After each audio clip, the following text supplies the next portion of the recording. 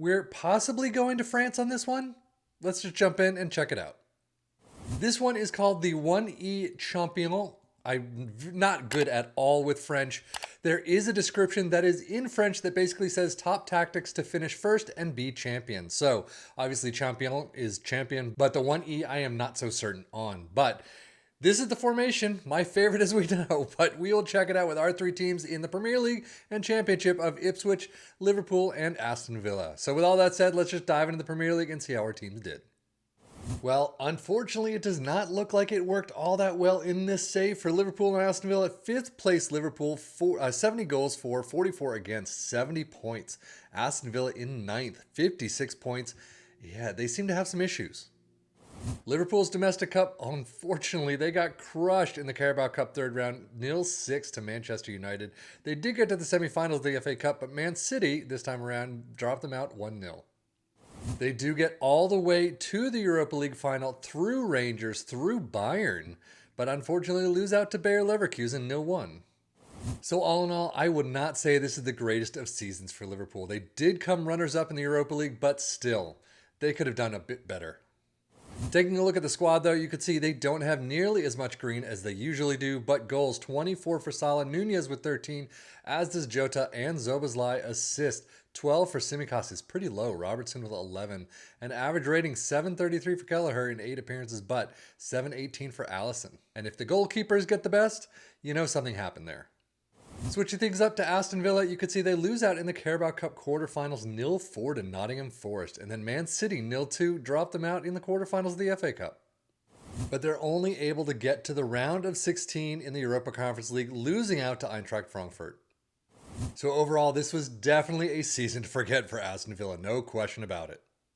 Yet they still have more green than Liverpool did. Very interesting, but you get goals 20 for Moussa Diaby, 13 for Zaniolo, assists 13 for John McGinn, beating Liverpool there, but Robin Olsen gets 4 appearances with 730, but 723 for Zaniolo.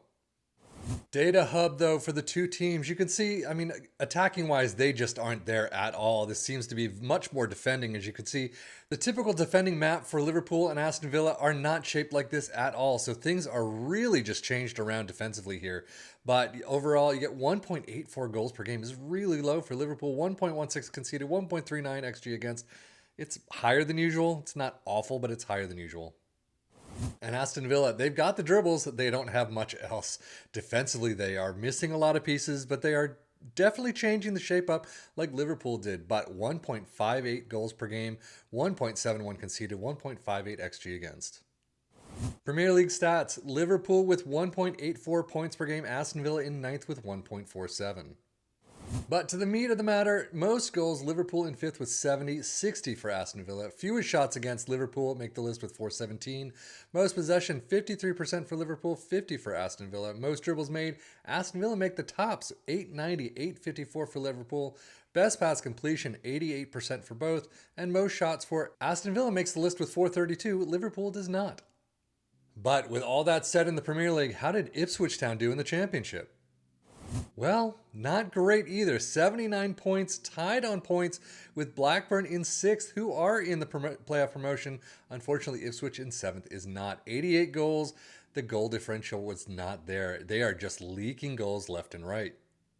And just taking a look at the season based on the results, you can see they've got some big wins, but a lot of them are just by 1 or 2 goals. And then you've got some real nasty ones. But overall, in the domestic cups, you can see they lose out in the Carabao Cup third round 1-2 to West Ham, and they get to the FA Cup fourth round, lose out to Sunderland 2-4. But yeah, overall, not a very good season at all. Squad-wise, they're coming up to Liverpool numbers in that green, though. But you got goals, 12 for Marcus Hurst with only 11. 5 starts, of course. Assists, 12 for Wes Burns. Leif Davis is all the way down with 5. He only had 25 starts. Average rating, though, Wes Burns with a 737. And you can actually see Leif Davis had a 6-week broken lower arm. Ouch.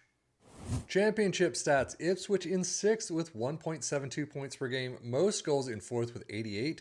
Most dribbles made in 1st with 1029. That is a big one, big disparity right there.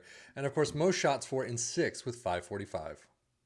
But now let us dive into the tactic itself. We start out with a goalkeeper in defend, fullbacks on the left and right in automatic, central defender in defend on the left, a central defender in cover on the right, a ball-winning midfielder in defend, wide midfielder, in automatic on both sides, attacking midfielder in support on the left, and one in attack on the right, and then an advanced forward in attack up front. Balanced mentality, in possession attacking width is fairly wide, overlap on the left and the right, passing directness is standard, tempo is standard, floated crosses, work the ball in the box, play for set pieces, and run at defense. In transition, regroup, counter, distribute quickly, distribute to the back line, and roll it out. And then out of possession, a high press line of engagement, a standard defensive line, trigger press more often, prevent your goalkeeper distribution, stay on feet, step up more, trap inside, and stop the crosses. So overall, how did it work for our three teams? Unfortunately, not well at all. I mean, you are on goal differential right there is where you lose out in the playoff promotion spots, but still 79 points to 97. It's a big gap to kind of fill. I always say that if you took control of this, you would do a lot better here. This is just my coaches and assistant managers taking care of everything while I am on holiday, but still, that is a big gap to fill right there. You're just leaking goals left and right. Nil 5 games is through the roof. And if you got Liverpool and Aston Villa, Liverpool do make 5th with the Europa League next season, but that is not good. 16 points is where you need to make up for that.